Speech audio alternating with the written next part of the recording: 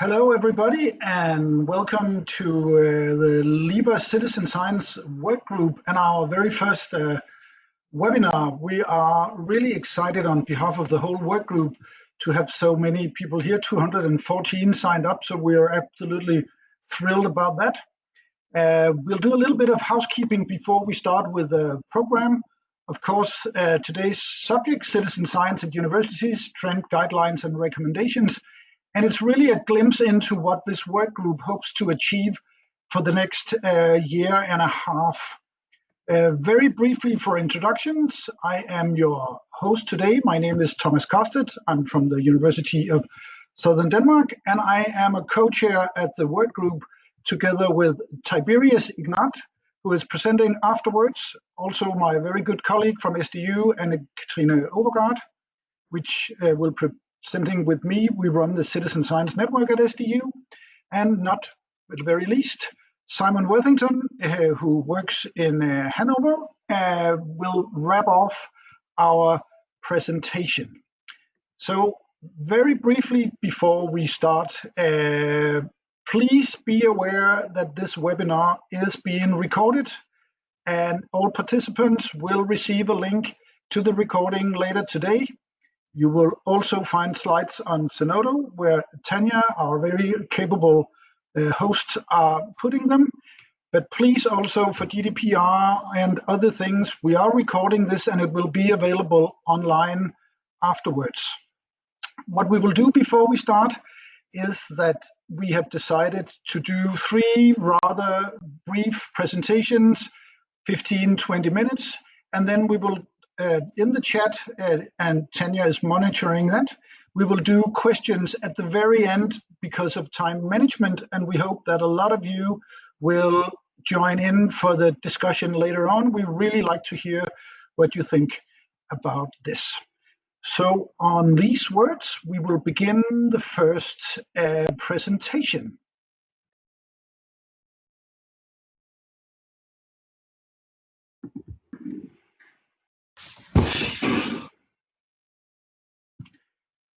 Yes, and Anne-Katrine joined us. And first of all, we need to say that even though you will see Tiberius, Anne-Katrine, Simon, and myself, we are part of a much larger work group, which you can see here, chaired by Dr. Paul Aries from UCL Libraries. So, and I know a lot of you guys from the work group are also here. Nice to see you. But it's just to say that this is a collective effort.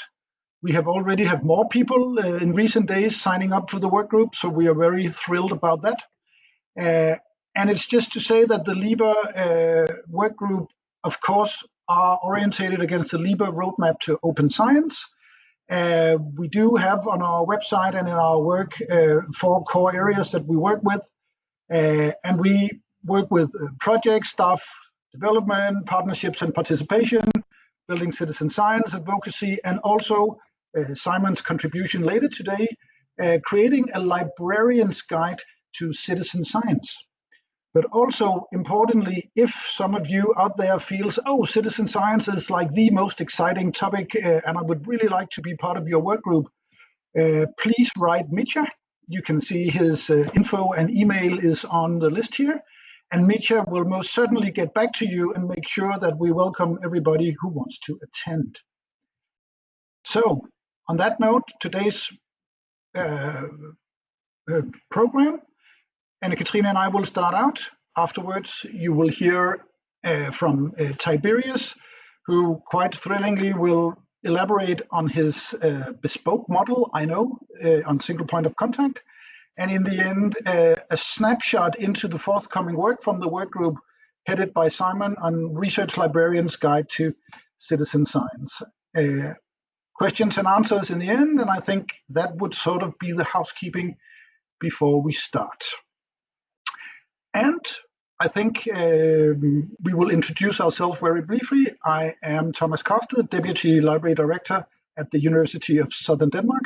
I have worked with citizen science for the last 3 or 4 years, together with my very good colleague, Anne-Katrine. Would you please present yourself? Hello, the faculty at the University of Denmark. What our aim here is that based within health faculty and the University Library of Southern Denmark, we are running the citizen science network and have an intensive working relationship between faculty and the library.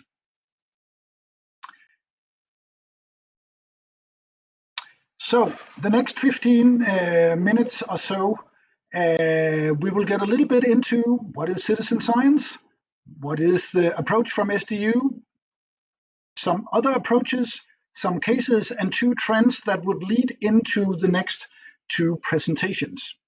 But first of all, I would like to present the guy in the picture in the orange jumpsuit. His name is Kim. And Kim had a very interesting and very central part in a citizen science project. I can say right from the gun that Kim does not work at a university. He does not have a university degree, but he's very important for some of the points that we would like to present later.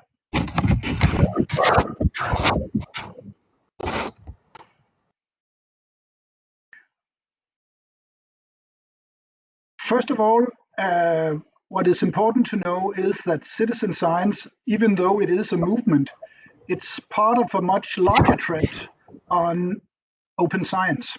We have stolen this mushroom from Eva Mendes from Madrid, who is advisor to the European Commission on Citizen Science.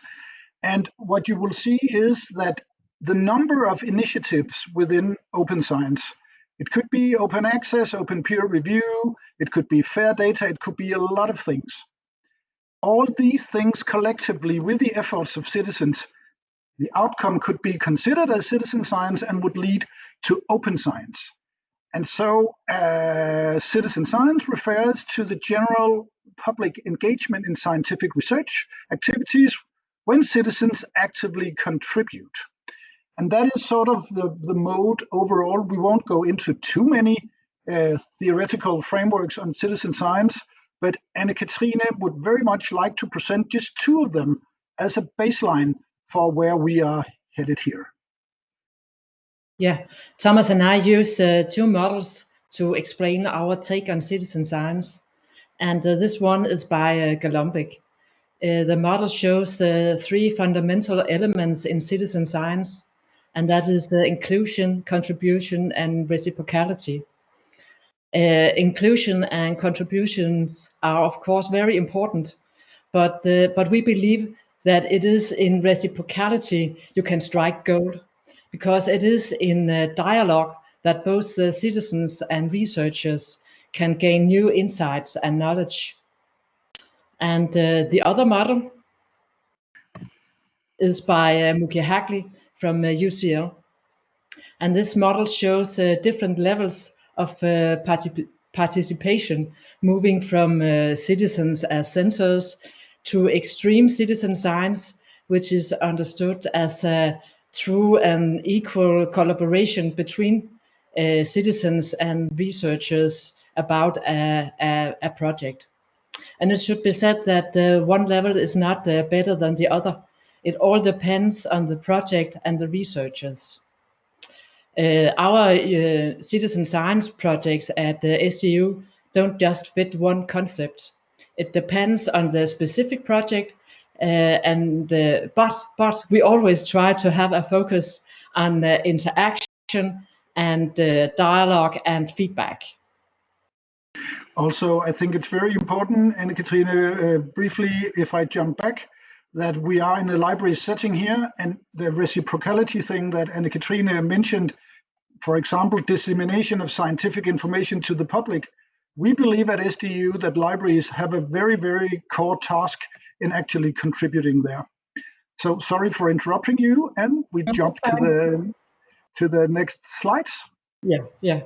In Denmark, citizen science is often used for data collection or mapping of wildlife. But at SDU, we see citizen science as more than that. We see citizen science as a method for interaction and dialogue between citizens and researchers, and thereby reducing the distance between them in order to enhance debate, based on knowledge and fact, and not on fake news. We also believe in the power of many. The Citizen Science Network is a partnership between the 5 faculties, the local university hospital, and our university library, where the library play an important role as a facilitator and a bridge between the citizens and research, as well as a co-partner for the researchers. We see citizen science as a network of partners, which, could you please click on, Thomas? Which with the library and the faculty workers in the middle, bridging the media, citizens, and NGOs with the researchers. Next, please. Last year, our university committed on the UN SDGs, and it actually made a lot of sense to our employees and students. I'm from the Faculty of Health Sciences, and all our research project relates to the SDGs in one way or the other. So it's perfect. It makes a clear focus for our activities to aim for a sustainable future. And at the moment, we run 3 SDG challenges at SDU. One in active living will be run as a citizen science project because it's about behavior. And you have to engage the employees and students if you want them to change behavior towards more physical movements during their everyday lives. So therefore, Thomas and I are looking forward to running this new huge citizen science project at the SDU. It has to be said that, and that is some of the things that Tiberius will address in his talk from our work group. We run a network of activities at SDU, which has some very good advantages because we are very agile. We have the buy-in from researchers. It's bottom up. We are able to engage in various projects, library personnel. So for us at SDU, that is a good approach, at least for a startup. And actually, I do believe, and Katrina, at one point, we really consider citizen science at SDU as sort of a startup because it's inventing things as we go along. There are no roadmap here, but of course, this LIBER work group would hope to achieve some of that. But it's to say that, of course, there are other approaches to citizen science than the one at SDU. And very briefly, we will put just 3 of them in, just to say that SDU, of course, unfortunately, is not the center of the world. The first one, not surprisingly, is from UCL, University College London. University College London has a very entrepreneurial library that has done a number of open science activities, including the UCL Press, which is an open science, open access platform. And at UCL, they have one of the world's, if not the world's most renowned research center on citizen science, the Excite Center, which the taxonomy that Anne-Katrine presented before has been taken by Mookie Hagley. So these guys have been running citizen science projects with European funding for the last 20 years. At SDU, we are quite new at it and have another approach. So it's to say that there are different approaches. And we would also like very briefly to present here our good colleague from Switzerland, from Zurich, Rosi Mondardini. In Zurich, the 2 universities, the Technical University and University of Zurich, has joined in a partnership, which of course is more formal than a network, and have made what probably could be considered as a single point of contact for citizen science, but Tiberius could probably clear that up for us. A very, very interesting infrastructure, digital-based single point of contact in order to enable researchers and citizens to create and conduct collaborative research. And of course, as Anne-Katrine mentioned, while also supporting the UN SDGs. So that is another approach. And then again, you can flip everything, and we will make a short commercial break here because in 2021, if God willing and Corona doesn't prevent us, In 21 in May, the American Citizen Science Conference will be at Arizona State University. And at Arizona, they have the #1 ranked innovative institute in the world. They do citizen science, but they don't do it probably as some of the other cases. What they have done is build a portal called SciStarter, which right now has hundreds and hundreds of citizen science projects. And they also have library facilitation as part of their staff to work that. So it's just to say that there are a number of approaches. Some are very institutional, some are more generic, some are global. But it's to say that libraries can fit roles in various places within citizen science, and there are different approaches from our universities. So now I am handing over to Anne-Katrine again and flipping to the next slide, because we do have a few examples from SDU. Yeah, in the next few minutes, we will take you on a tour through 4 citizen science projects at SDU. And the first one is a healthier southern Denmark. Could you please click, Thomas? Thank you. This is actually our first citizen science project at SDU, and it started out as a success. It is a strong collaboration between the region, 5 local hospitals, the university, the university library, and 2 local TV broadcasters. The aim of the project is to engage citizens in decision-making about funding research projects.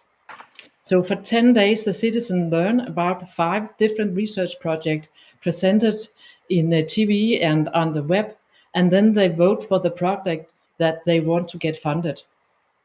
And the project will also promote awareness of health sciences and enhance democratic debate about the funding of research.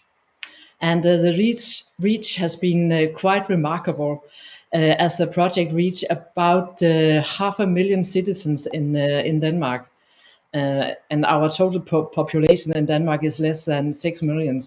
So, and we hope to run the project for the 4th time later this year, if possible, due to the COVID-19 situation. Thank you. Another ongoing project is our Active Living project. Our university is situated in the outskirts of Odense and surrounded by farmland and protected forest. But a few years ago, it was decided to turn this farmland into wild nature.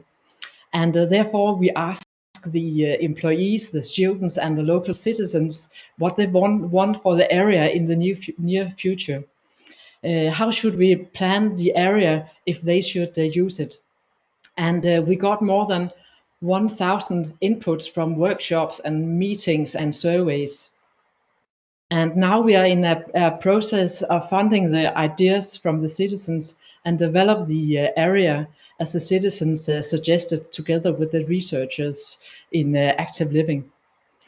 The project relates to the SDG goal number 3 about health and well-being, and it is very relevant to our employees and students and to the local citizens.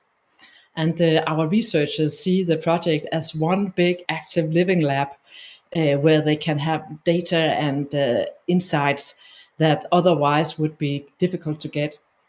I think the project will develop further during the next 3 to 5 years, and the citizens will continue to play an important role as users of the area.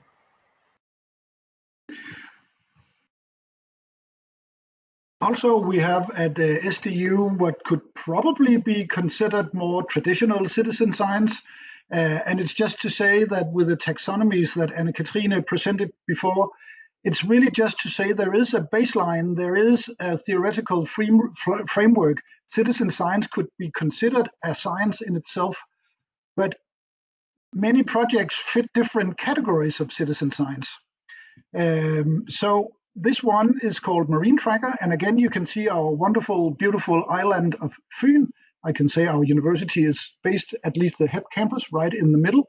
So what we have done since 2019 is engage the local community. It could be winter bathers, canoers, fishermen, tourists, people walking the beach, in tracking this small whale that we have in Denmark with sightings of marine life. And that's going on quite good. We have 2,500 participants who signed up in our app. We have 5,000 sightings, which is by far a bigger data set for the researchers. But also what we did, because when we began running it, we were wondering, why do local communities, why do citizens in our region actually want to contribute to citizen science? So at one point, we put in a small survey when people reported their wildlife. And first of all, not surprisingly, a lot of people join these projects on marine life because they care about the environment. Also, not surprisingly, they join because they have a keen interest in marine life of some kind. And also interesting is that actually the biggest group joined this project because they wanted to do something good for the local community. So it's just to say that there are citizens out there who are motivated, who have a sense of belonging to a community and could be seen as participants in citizen science. Also, this is our last example, we did a project, again, we rely quite heavily with contributions and partnerships with media outlets in our region. And it's to say that if you have public service, radio, television, and other companies, they are very, very interested in this dialogue with citizens and working with researchers. So all the examples you have seen here has been done in collaboration with media partners. So we did a 5-week campaign heading up to Christmas a couple of years ago, where we had citizens come in with their old electronic waste, because researchers have absolutely, at that point, no idea how much or how little of this was being recycled, and they lacked data. So we collected over 4 weeks, 17 containers of electronic waste, which gave us a little bit of a housing problem with that because it was research data. And as the researcher, Henrik Wenzel, says, oh no, we can't throw that out. But it's to say that we engaged on dissemination of scientific information to the public, and we engaged citizens at garbage stations around our island coming in for these weeks to put in their waste. Afterwards, it was tagged and cataloged. And then, as a part of the research project, we actually tried to sell it back to the citizens in order to see whether they felt that this was sustainable.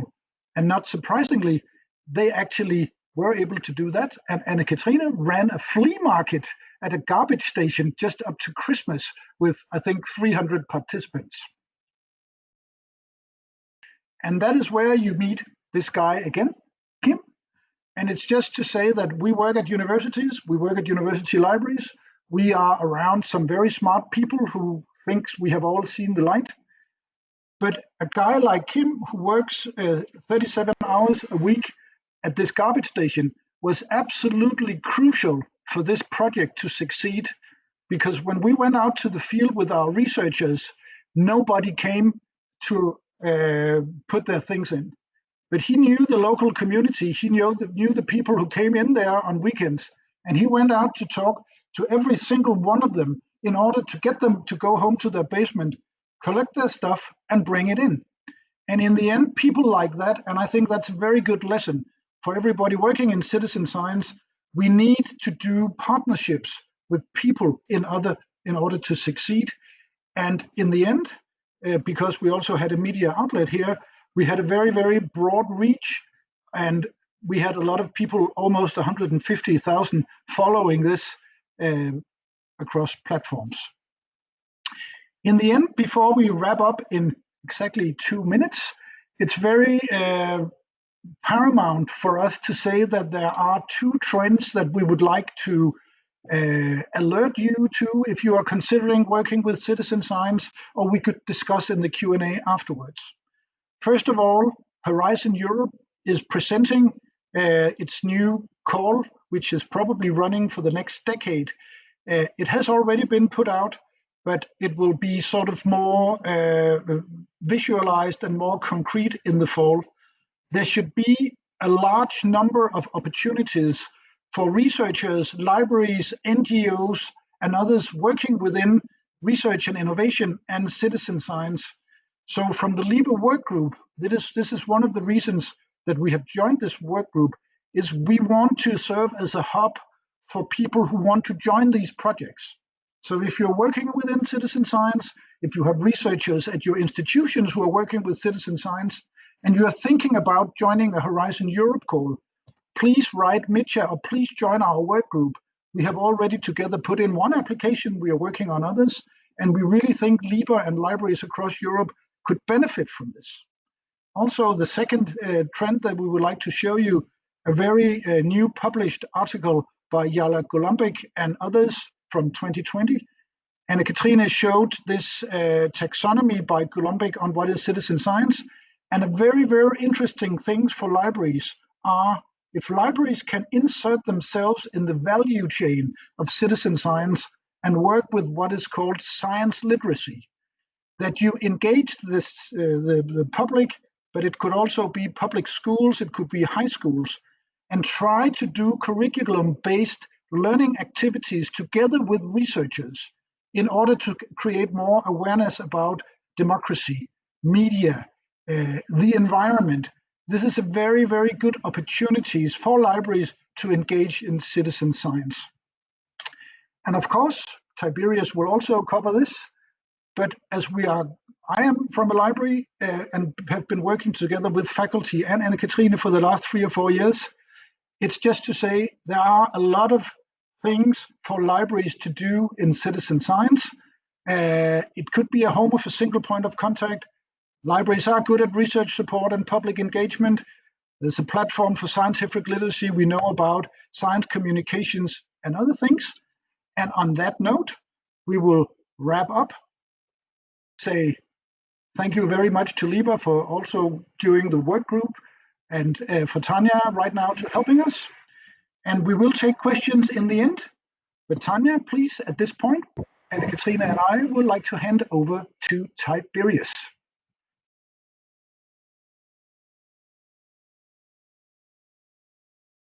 Hello, can you hear me at least? Yes. Maybe you go can. Tiberius, thank you. Hello. Hello, everybody. My name is Tiberius Ignat, and I run Scientific Knowledge Services. This is a small and medium company, a small company, I would say, which works with research organizations for disseminating trustful knowledge, for making a transition to open science as well. Thank you all for attending here. I'm very glad it's my first time I speak to an audience after a while after the pandemic broke. I see a number of friends in the list, and I say hello to everybody, whether we met before or not. So I will speak today about a template for citizen science point of contact.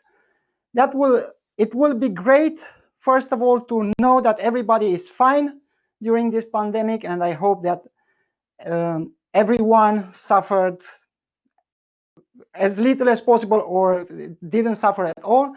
And I wish, first of all, to everybody to stay safely. So this is the next 15 minutes for us. Let me check the slides if they work. You will hear me now on the professional side. We are back. You will hear me sometimes speaking about a bespoke.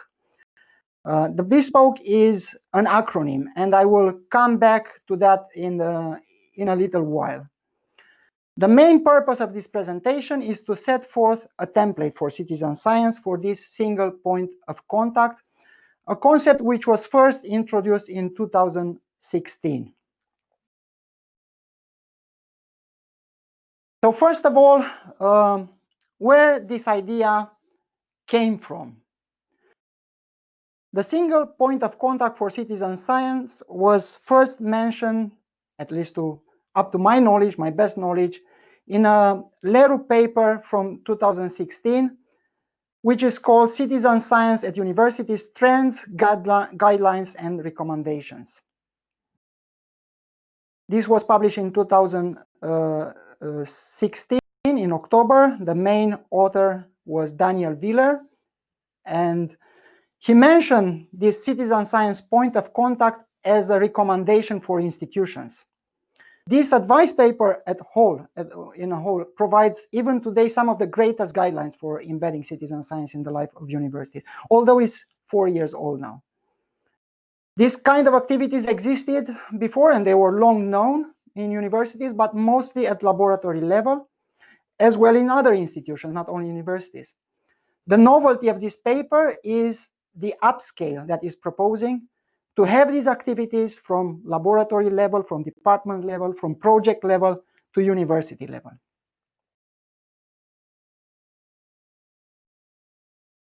And here it is, you can see on your screen the paragraph which is mentioning this single point of contact for citizen science. It was suggested to the leaders of university to advise scientists and to ensure the liaison between national and regional citizen science initiatives. This is the paragraph which raised this idea of single point of contact mentioned very, very clearly. It's actually the second recommendation for institutions. Now I'd like to have a time break for terminology to come back to that. As I said, I will mention bespoke, probably from now on, to become a circulated idea, a circulated concept.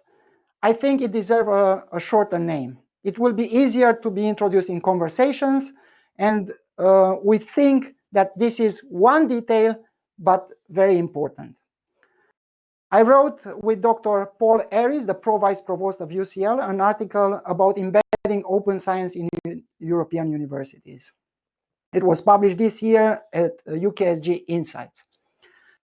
In it, we propose an international terminology for this single point of contact, and we propose this bespoke, broad engagement in science, point of contact.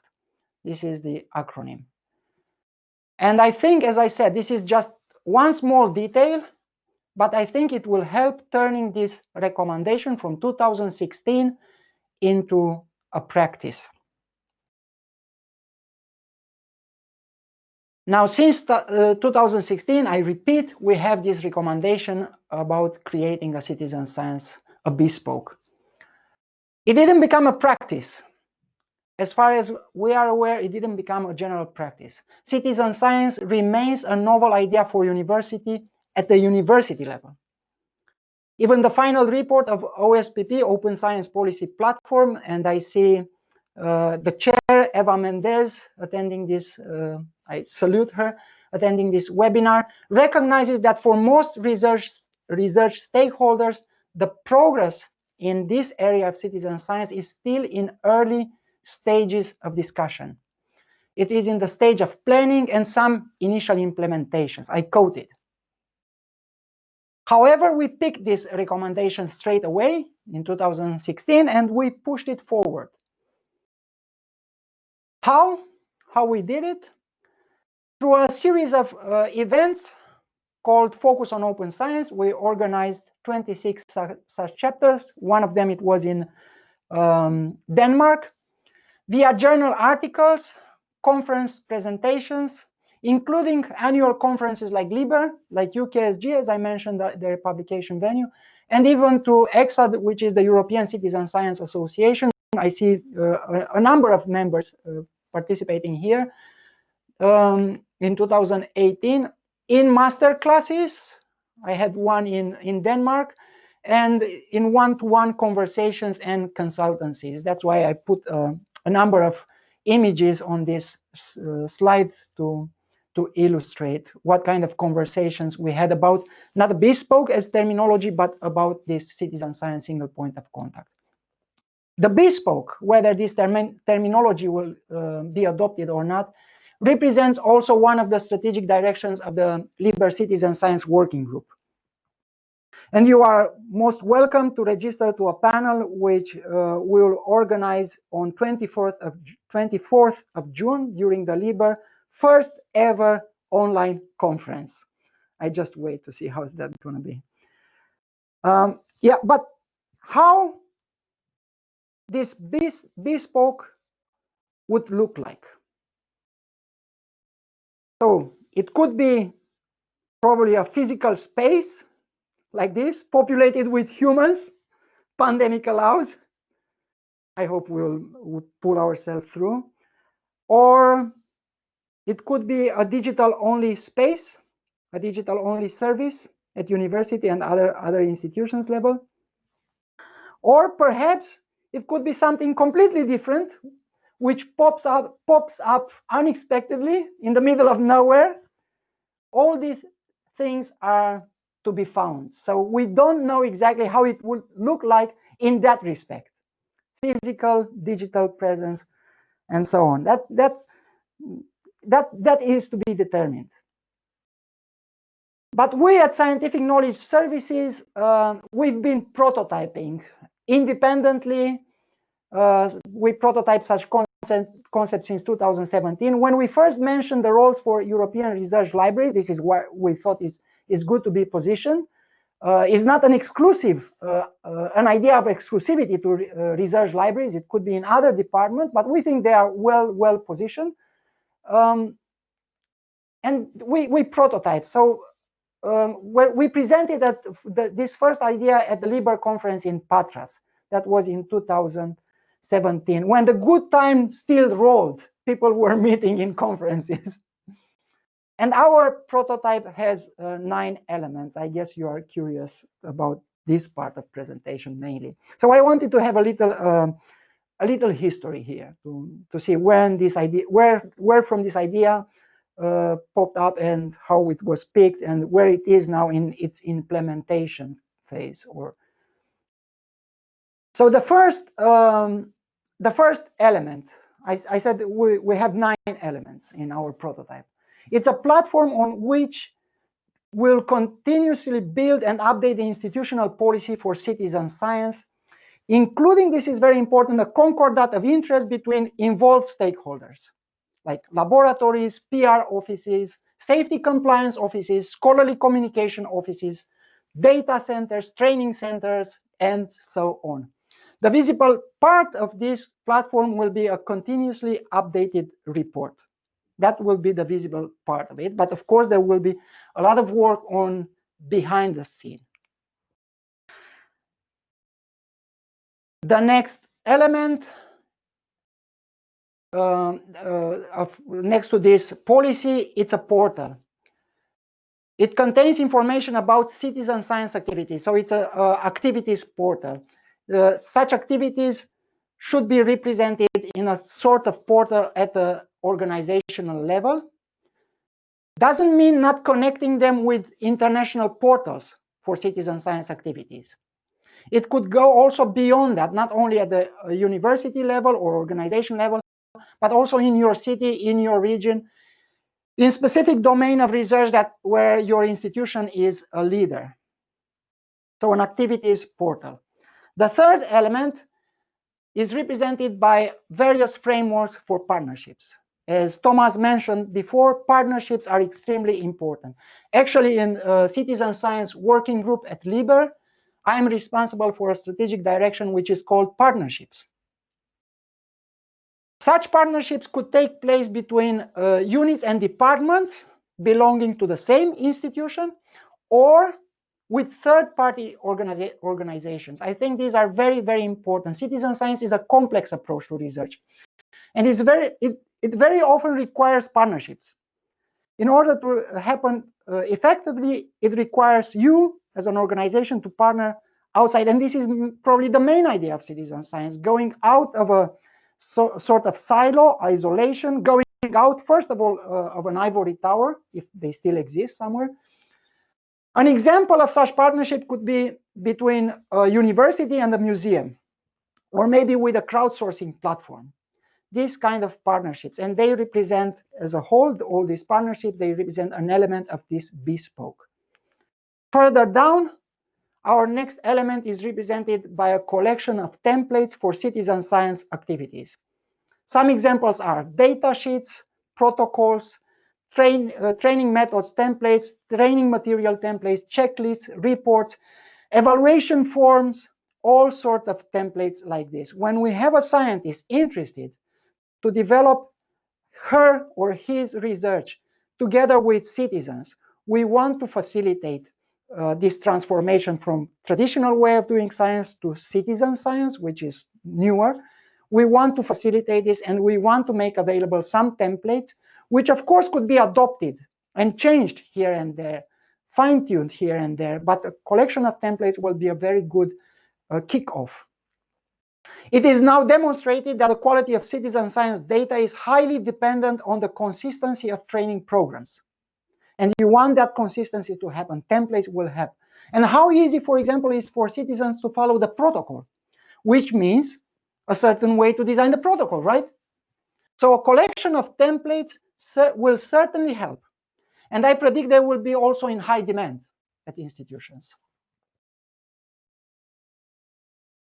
And here we are at the fifth element, specific research communications. I forgot to mention, you can see on the screen, I put between brackets, I also put what is the visible part of these elements. For example, activities portal will be the portal, clear. For partnership frameworks, there will be drafts and reports, where to find them. Now, for templates, there will be a database of templates.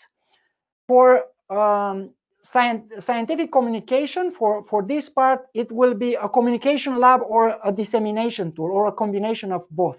It could be designed. In our prototype, we designed a combination of both. The scientific communication in citizen science world has its own style. This is important to remember. It should preserve the quality of peer reviews. There's no question about that. But it will rather abandon the scientific jargon or the discipline jargon. Is not the language which is heard as a music by citizens if we have this jargon in place. But we need to keep the quality of peer review communication. A bespoke will offer a symbiosis of systems.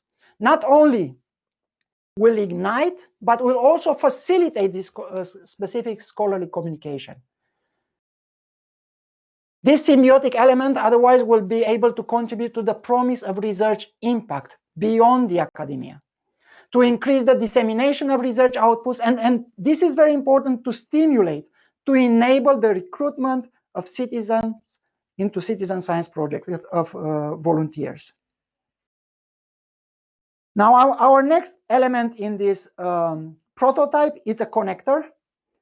It's a connector which plugs interested research groups that are interested in citizen science with research office. It will be a point of reference to help scientists embed citizen science into grant proposals, and will most probably offer services for scouting grants and also services for proposal editing, where you will embed, through this connector, you will embed key aspects which point from your proposal, including citizen science activities, which will connect with the call for proposal. So we don't expect scientists to have excellence in all parts, like writing grant proposals. So this connector will do the job. Citizen science is not yet the obvious route for funders, although Horizon Europe will apparently be insisting in collaboration between science and society. This is what we hear a lot. Don't forget, the industry can be a stakeholder in citizen science. Hence the important role of research office, and we need bespoke to have an element which connects with that, and that element is this connector. The seventh element could be an easy one or a difficult one. If it is a desk, physical or virtual, it's up to you. It will offer a gateway to the public to propose research projects. It is easy when there is a sort of harmony between, well, driven by curiosity or by ambition to fix the unknown, a sort of harmony between the researchers and the public. If that's the case, it will be an easy element. On contrary, it will be a hot potato when such harmony is broken, when the public need for understandings and for innovative solutions to their problems is not very close to researchers' agenda. In that case, this entry point might become an intrusion point. We don't have such time to insist during this presentation, but there could be certain strategies to achieve merry work in this area. I'm happy to engage after this presentation or during the Q&A session on that point, but as I said, this could be an easy or a difficult one. Now we are coming close to the finish line of this presenting this prototype. The 8th element is another connector. This time, such connector is aimed to provide the legal confidence by connecting the citizen science activities with the relevant department of universities that oversee the legal, and not only legal, also the safety matters. A quick example, if you wish so, maybe to illustrate this through an example. Your organization is running a field study and you want to make sure that whatever unhappy event occurs, your organization employed the right diligence to avoid it and also to have it legally covered. If you need a second example to illustrate that, you, for example, set a prize for the most relevant lay contributor to a citizen science project. Well, that's the question. How do you know that the rules of competitions are rightly set from a legal perspective? Because you need to set them right from a legal perspective. So you need this connector between citizen science activities and the relevant department, like the legal department, for example, HR department, for example. Who owns the data? That's another illustration. And you need this connector in the bespoke to create a holistic service in this citizen science single point of contact. Now, last one, by all means, not the least one, is a portal for building a community of participants. This portal could be very much the same as the activities portal, or it could be a different portal. It's up to your engagement strategy. And again, this is another complex discussion. But up to your engagement strategy, you may have a different portal or the same portal. The community builder, that's important, will make your organization an active member to society.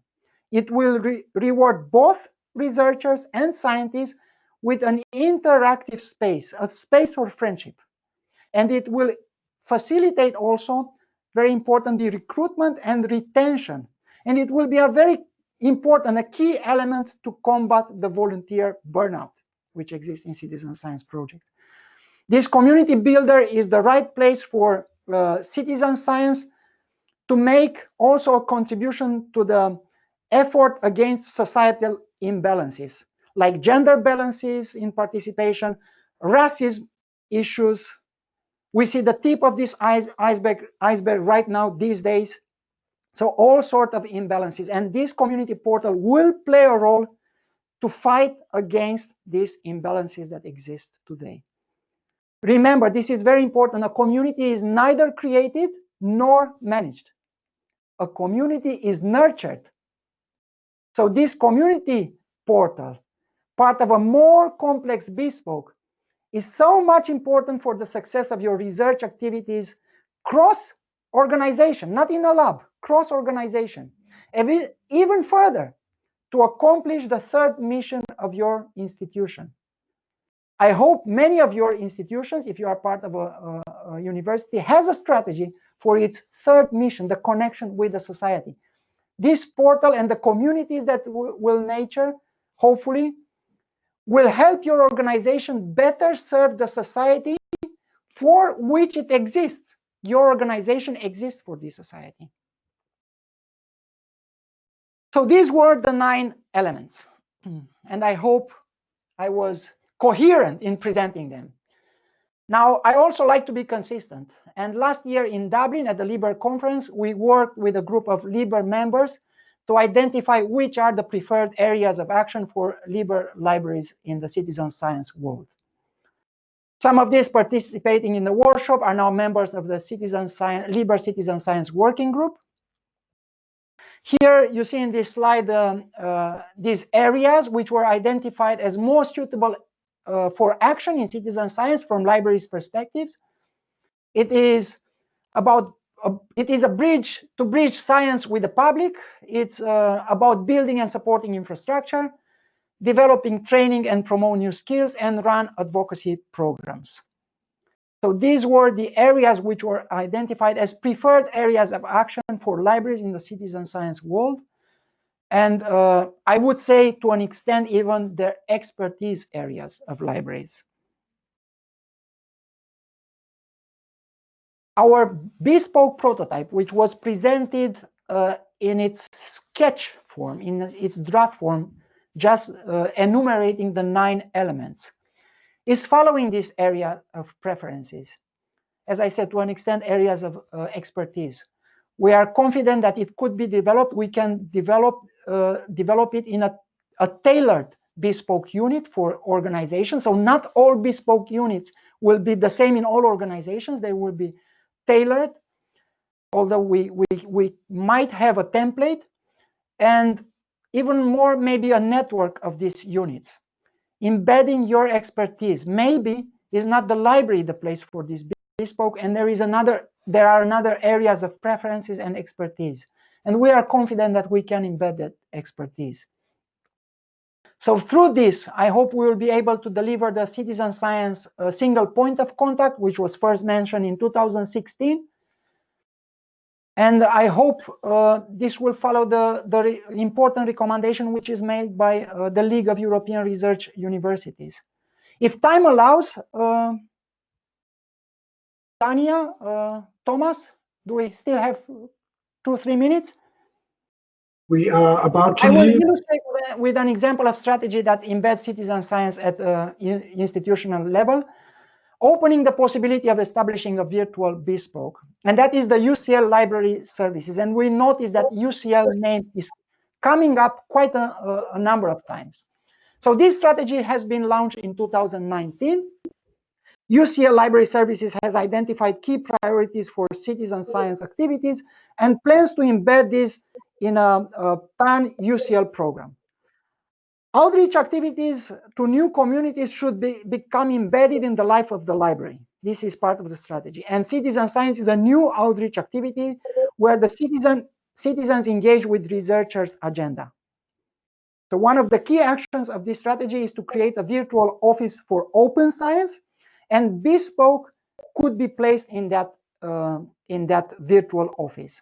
So this is an example of a strategy which includes the possibility, the high possibility, the warm recommendation of creating a bespoke. Thank you for watching and for attending this webinar. I'm happy to engage in further conversations. Instead of an epilogue, I put a slide here with a bibliography where I list a number of papers. I'm a bit ashamed to say that some are authored by me, but of course we have many more papers, and we also established a library in our LIBER Citizen Science Working Group where we collect. Even today we received some suggestions for that. Don't hesitate to contact me if you want to engage in any further discussions. I am very happy to answer your questions also in the Q&A session. And finally, I would also like to display the credit for the nice images which were presented. Here on my back, it's a drop off, so I don't live in a castle, and you could probably see it's also its edges. So I just wanted to make it a bit more cozy and familiar. So thank you very much for listening once again. Thank you, Tiberius. I could see you get a lot of accolades from people around here. And I will say that Tanya and I are monitoring the chat, and we will wrap up your questions when we get to the end of this. So for the next 15 minutes, we will hand over to Simon Worthington. Before I do that, I will say that Tiberius mentioned one of the deliveries from our work group would be to work with a series of template or single point of contact. So we hope we could present that to you later on. But the last presentation before the Q&A is Simon. So Simon, it's all yours. Great, thank you, Thomas, and thank you, LIBER, and everyone who's attending at the webinar today. Great stuff. Yeah, so I'm a fellow member of the working group, and something that had been put in place already in the working group was to produce a publication. But I think I've brought along some special twists to that. So you'll see it here as the International Guide, Librarians Guide to Citizen Science. And I suppose a few things which are really like my own personal observations are about the challenges we might face as research libraries, the special things that we have to offer. And I suppose also something that has happened since the COVID-19 and the pandemic is to think about citizen science, but also to think about citizen science that's online, that doesn't involve being together so much. So there are kind of new challenges to be brought on board. But I suppose as research libraries, we face this issue that we are, in some aspects, people are restricted from accessing research. And so we have these kind of contradictions where we want to bring in the public in terms of citizen science and say they can rise up to the level of even being the question makers within research. But we also have these dilemmas where we have open access content and closed content. So I put in this example of Shadow Libraries publication from 2018 of Joe Karaganis, who really brings this into sharp relief that there are many communities that are excluded from research. So we have to be aware that we are dealing with these issues, or we're not dealing with these issues, but these are our context. And I would say on that note, it's also that, well, with COVID-19, scientists are more visible. There's more scrutiny. Yeah, so a lot of things in terms of open science are changing, are brought to the fore. Another aspect I wanted to bring up in terms of thinking about a publication was what was already, I suppose, our point of departure, or our starting point in a certain sense, is the existing Librarians Guide to Citizen Science, produced by SciStarter, as I think Thomas mentioned them earlier on. But this publication very much deals with the public library. And I think that things that we have in the research library are obviously different. We have data science. We have different collections. We also have to think about how we engage. We want to engage our researchers in using citizen science, and for them it being a place of disseminations, and we have to encourage them into doing that. So we share a lot of things with the public library, but we also have a lot of other areas to cover. So if we're thinking about what a publication could be, it has to do different things. And I just kind of a couple of examples here are, first of all, a project Open Virus that I'm working with. So this is my experience in terms of citizen science and a library. And this is citizens being involved in data mining of open content. So I'm working with a long-time open access advocate, Peter Murray Rust, using his different software. Open Virus is something recent that's been obviously applying itself to the COVID situation. But yeah, looking at skilling of the public or people who might be involved in citizen science projects.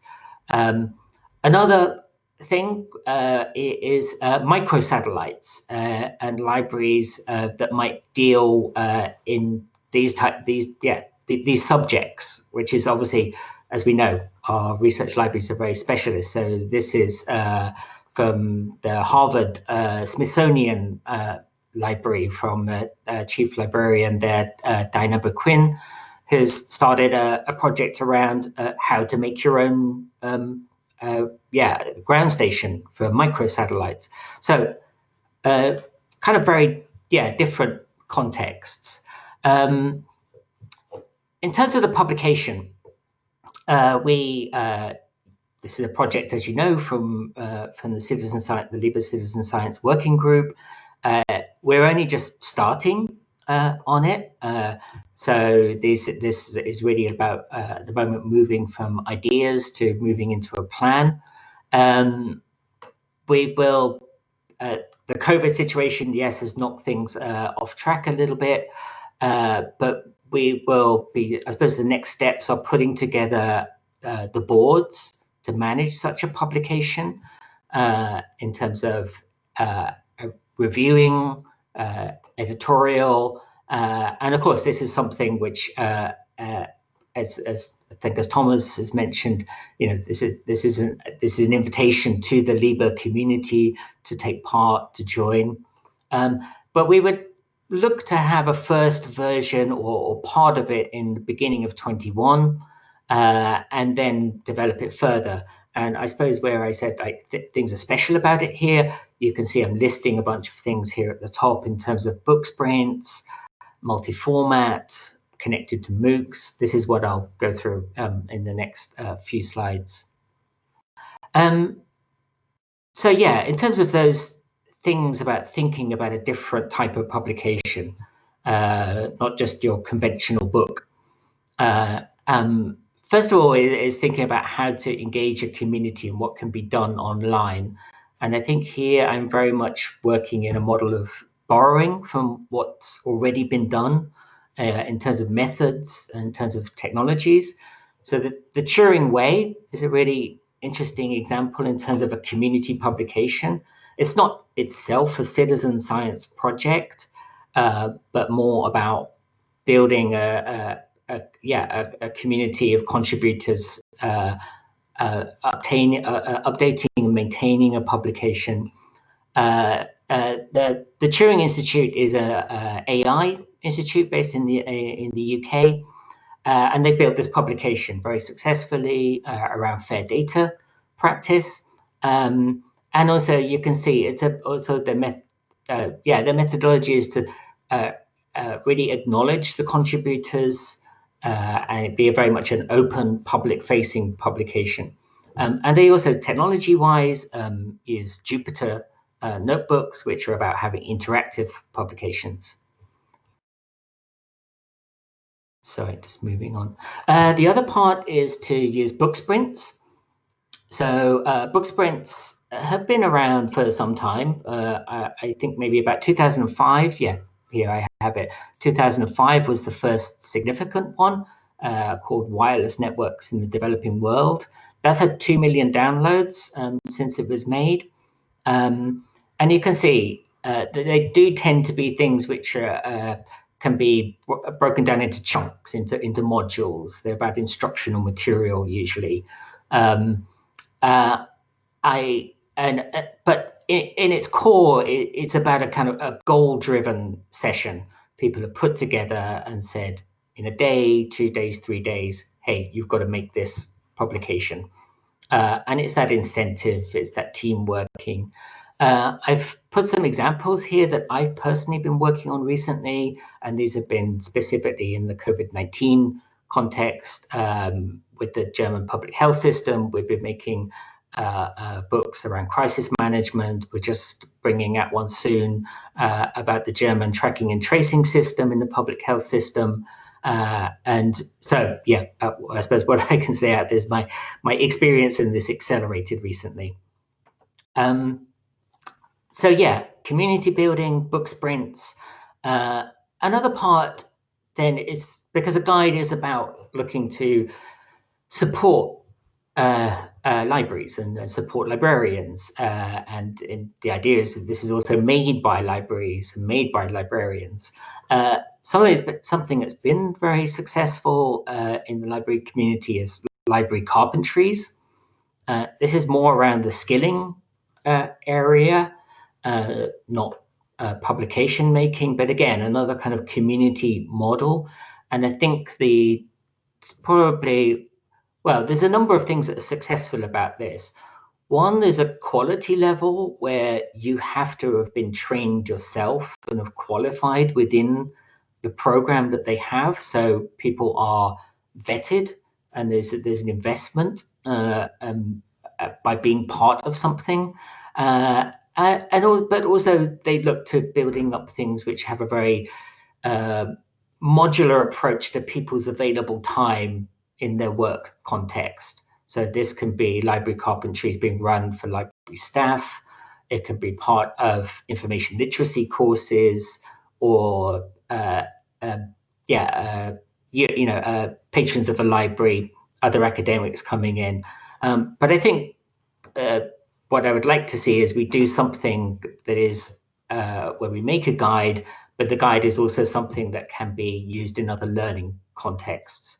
So part of that, I think the library carpentries is something we can talk to that community and see what we can do. But I suppose a simpler thing to do is really when you have a modular a guide, you can also make that modular guide into an online learning module. So one potential example output is to put something on the Open Science MOOC, or I should say, request if we can put something there. And also technically, in terms of the design of a publication like this, to make, well, the idea is to technically design it so it's interoperable. So if someone has a different learning management system, it can go on to that too. But the idea is to design this in from the start. I suppose what I have brought to this situation is, as my background as a publishing technologist and someone working in and advocating open source.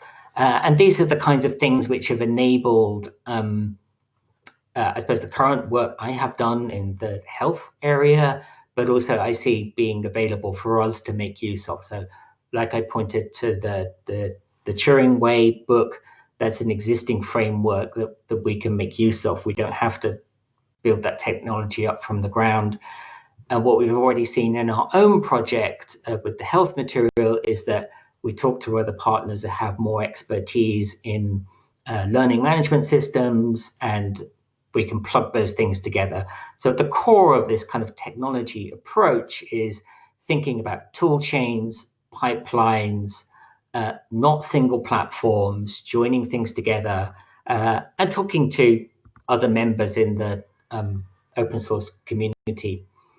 So I think this is my kind of ending up slide. Yes, my end slide. Yeah, so how are things organized? Like I said, we are at the beginning in terms of starting to realize this project, but I would like to think we've got a great group together. We'd like to invite more of you into it.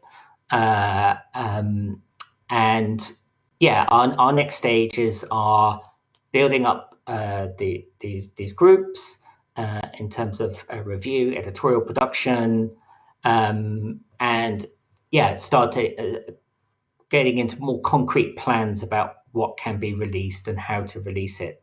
And I would imagine part of this quite soon will be putting out an announcement to LIBER and LIBER members, and relatively soon probably getting some kind of public place to start this work on GitHub or something.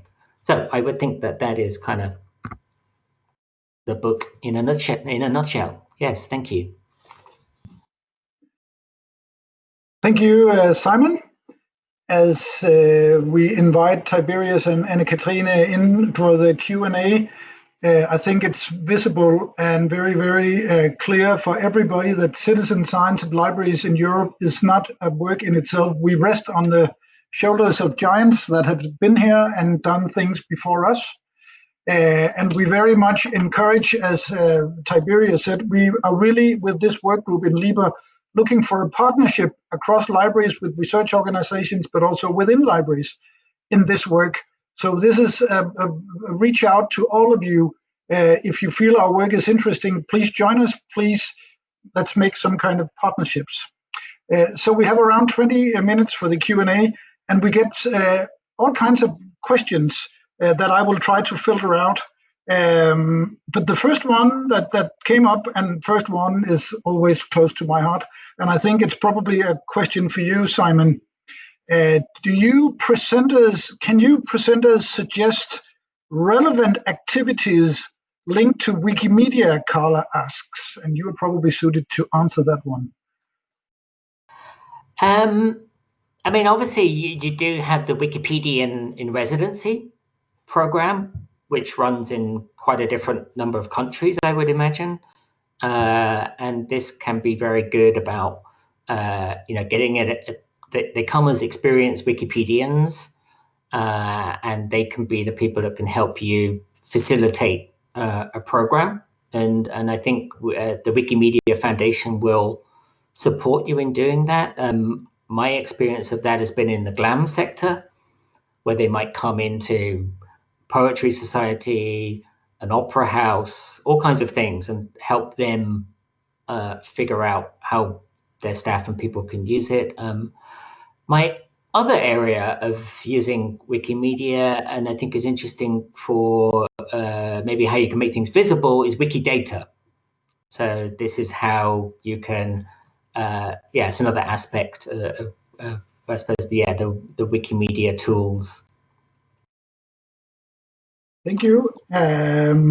Before we go to the other question, and I can relate already, Tiberius, there are quite a few for you, so we probably save those to a little on, because we have a question from Marian for Anne-Katrine and myself, and I think I would, Anne-Katrine will start answer it, and maybe I could supplement. Anne-Katrine and Thomas, can you remind us of any examples of concrete actions led by the library in your citizen science projects? And Anne-Katrine, are you comfortable starting? And maybe I could supplement. I don't know, maybe you should start, because you're from the library. I'm just from the faculty. First of all, I will say it's important that citizen science and libraries are always a collaboration. You could almost say from project to project, or from model to model, or university to university, it's a negotiation where you use your skills in the library to become inserted in citizen science projects. So on that case, the 4 or 5 examples that we presented to you, and I'm reading from my paper here, I know that's it's very old school. Project management, project coordination, advocacy is really key.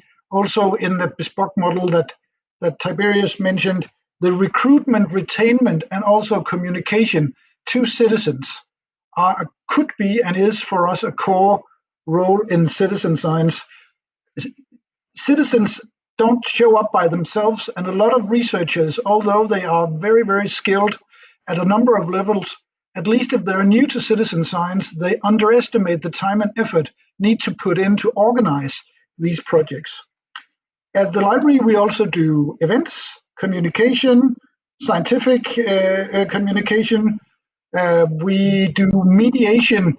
Line, my colleague from the library, who is probably attending right now, and I had a lengthy discussion with an app builder today in order to get data into one of our projects.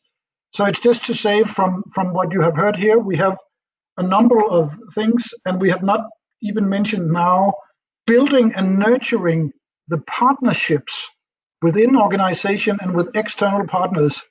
Libraries at this neutral pace are very suited for that, and we do that in all of our projects. And I would like to supplement, because at the faculty, well, at least at our faculty, we know about research and we know about education, but we wouldn't be doing all these citizen science projects if it wasn't for this collaboration with our library. That would be impossible for us. I like that part of the answer very much, so thank you. I have a question. It's probably for Tiberius, but I'm sure that Simon and Katrina and I could also weigh in. It's from our very good friend, Dan Stanton at Arizona. Dan asks, does the library take a role or have a role in the bespoke model? And Tiberius, I know you answered in the chat, but could you please elaborate a little bit? And Katrina and I have some concrete negotiations, you could say, at our university right now, so maybe we could supplement. But Tiberius, would you please begin the answer? First of all, I think the libraries are well placed, and then when OSPP and Eva Mendez is today here with us, when OSPP first issued their integrated advice, it was called, that libraries, among others, are well placed for citizen science activities. Libraries are already a space, and I'm speaking here about research libraries. I'm not even mentioning the public libraries. And this combination could be even better. So research libraries are already a space which combines research activities with public, at least exposure, but I would say also public activities. I know some of you would argue saying that, well, in research libraries you can't just step in if you are not a member of that research organization. That's true. Also true is that they have they maintain connection with other professionals and other let's say companies and other professional activities which are allowed to come into the library, with the alumni network, with students, and many of these research libraries are already opening doors for many years for public. So this is a common space already.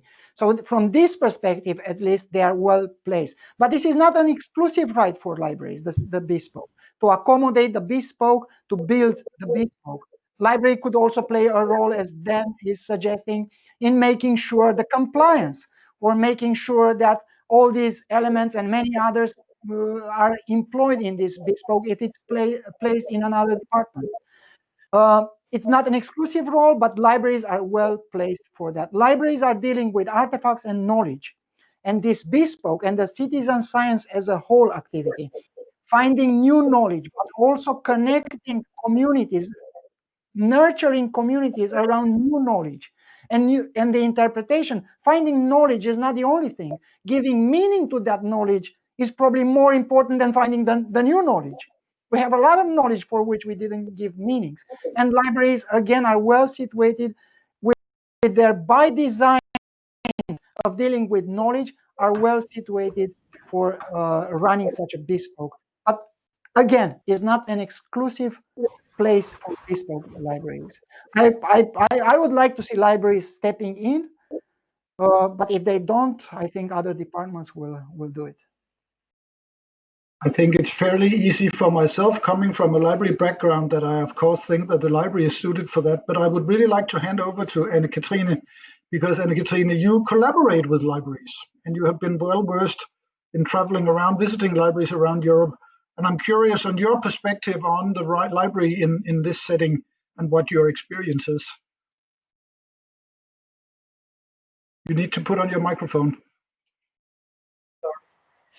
I think that the library is seen as a neutral ground for the faculties. So I think it's a perfect strategic place for a knowledge center or a bespoke model. So yeah.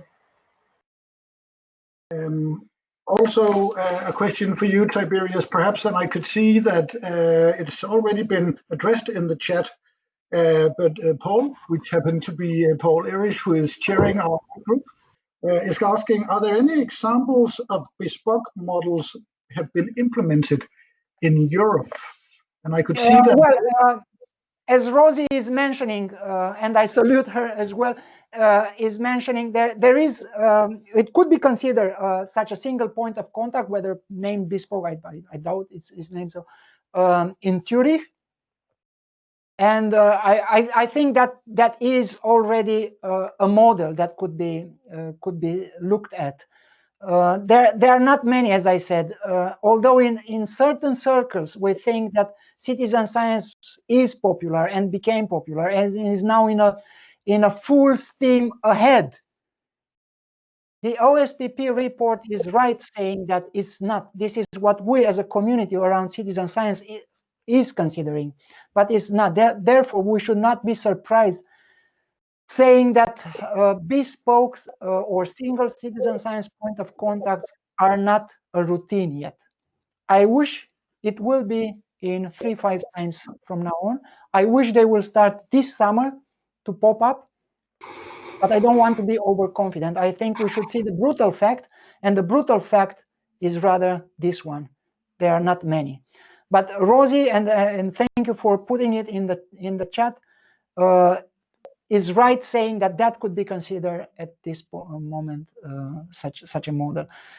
It could be in museums, in some museums, it could be something that could come close to such a single point of contact in museums. We have a very interesting question, which are more generic and not suited to libraries, but it's really good, and I want to put it out to all four of us. It's from Sarat, and it really highlights the opportunities for citizen science.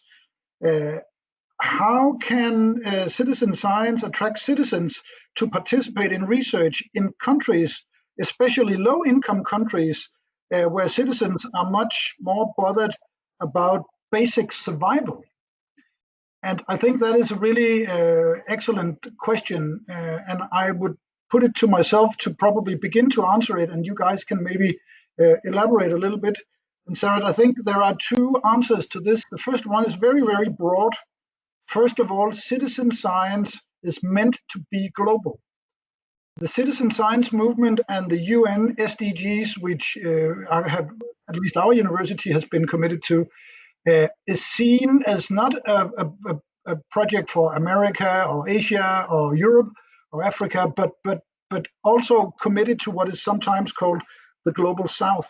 And I think there are plenty of examples of citizen science or citizen or collaborative approach projects within things that can improve or work with the empowerment of working or living conditions of people in all countries, really. Where perhaps citizens are approaching researchers, or researchers go into regions that has certain needs that are very perhaps threatening. And there are a number of citizen science projects with a high number of participants within vaccine, within health in general, within the environment, really citizen science projects that are meant to empower the citizens that are contributing. And again, we have mentioned UCL in London a couple of times. The Excite unit run by Muki Hackley, for example, there are other examples, have done a number of citizen science projects in the global south and other places. So there are examples, and it should be possible to engage citizens from the question that you mentioned. I don't know, Tiberius, do you have any follow-up perhaps on this one? I just want to mention that citizen science, of course, it's a global. It makes more sense when it's a global movement and the projects reach, but not all projects, of course. Some projects don't need global data. If we see citizen science as part of open science needs reciprocity. You cannot develop open science in Europe while having other continents going the traditional way. And in that vicinity, citizen science also needs global approaches. But citizen science, in my opinion, suffers already at the inception point on the issue of imbalances and issue of integration. So it's more likely, I am in a citizen science project, and we studied participation in part of the project, participation in citizen science projects. And of course, you have middle-aged white male, more in some projects, up to 80% participating in citizen science projects. And of course, you can say, well, we've been open to everybody, but that's not enough. Just being able, if you are not proactive, that's not enough. And we have a question in the chat saying, sorry, I couldn't find it quickly. How can you attract participants in low-income countries where survival needs are not yet set? And how can you ask them to participate in citizen science? This is one problem which is mirroring also on the research topics. If you ask people to follow monarch butterflies and to report on them, they will enjoy. But if you ask them to do the same for other kind of butterflies, or maybe other insects which are hard to find, or, well, not very inviting to touch on, of course, we don't have that kind of inclusiveness. We don't have it in terms of citizens. We don't have it in terms of scientists, we don't have it in terms of observations we make. And this is, of course, one area where we need to work more on it. Of course, we need, first of all, to acknowledge it and to put the right energy in it. And citizen science, and I finish here, I can be very talkative, has an important role of enhancing learning, especially in STEM, but I hope beyond STEM education. And of course, if we have citizen science to enhance learning for a privileged part of society, what are we actually doing? We are just contributing to the divide, whatever divide it is, scientific divide or digital divide or whatever. We are just making the distinction line even bigger in that case. So we need to take care of all these things in citizen science. We have announced something. Sorry, Simon, yes? I was just going to say, yeah, I've seen it. I mean, in terms of the person's question about, people facing just very basic survival questions and their access. The project that I've been working with, Open Virus, is based on a data mining software, Content Mine, and that allows people to do searches about contexts which are important to them. So, fishing stocks, investment of power plants being built in their region, land rights issues, so that people who are of limited means can, extract that open content and use it and search it. So, I think it has been done. It can be done. But as Tiberius says, we are sitting in the midst of these huge inequalities.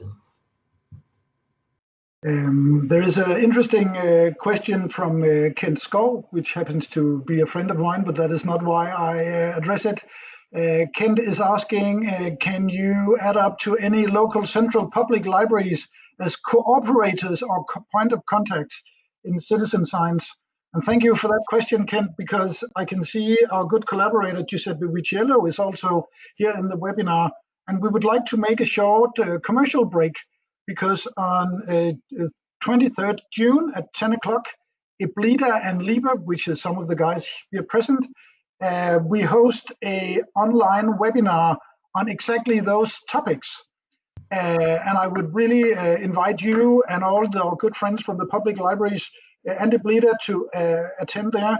But I will say, to answer your question also, and not only make commercials, in my opinion, public libraries could have a big role in citizen science. First of all, you represent lots of people. You are in good standing in your communities. There is the topic that I mentioned in Katrine and our talk about scientific literacy and working with the local community in trying to empower them and engage them. I haven't even begun to mention the UN SDGs, which is at the center of the IBLIDA and LIBER workshop. So just very briefly, yes, public libraries, most certainly, like other actors, could play a potential big role in citizen science. And I can see, Giuseppe, that you're also active in the chat. Thank you for that. I think we are reaching the last 2 minutes here, and we can't address all the questions, but we have one parting question from the chair of our work group, Paul, and thank you for that. Paul is asking, what is the best way to engage with libraries to encourage their take-up of citizen science?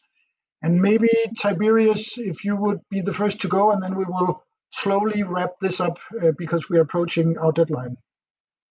So we started to do so. We started with a focus on open science. There is no secret that we have a great participation from libraries in the Focus on Open Science series.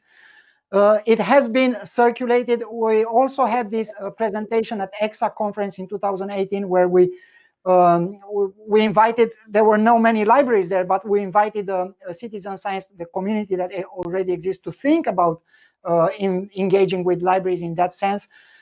It's not so easy. Writing articles to the library community, participating to conferences of library communities, and things like this is not, in my opinion, the most effective route to convince libraries to take roles in citizen science. I remember we even had quite of a struggle to create the working group in the LIBER. So the best result, it was one-to-one conversation, the consultancy part. Sorry, I'm not making any commercial to my company, but the consultancy and one-to-one conversations were the best one, because it allowed a deep conversation with the libraries and librarians. And well, a paper can ignite that conversation, or a conference presentation can create an appetite, but a deep conversation, which is usually carried on one-to-one and consultancy, is the best route. I think as moderator of this session, our time is unfortunately right now up. And I can see that a lot of members have been really active in the chat, answering questions, having a dialogue there. So thank you very much for that to all of you who were active there and helping to advance citizen science. For the four of us, we do not have any more for you today. We have a number of citizen science sessions at the LIBER online in a couple of weeks, and we would encourage you to sign up for that. We also have an LIBER workshop with Giuseppe that we mentioned. So if your hearts are filled with citizen science after this, I think at this point we will just say thank you very much to all of you, from Simon, Tiberius, and Katrine, and myself. And thank you for joining at this point. Thank you. Thank you. Bye. Great. Thank you. Okay. Have a good day. Bye-bye. Bye.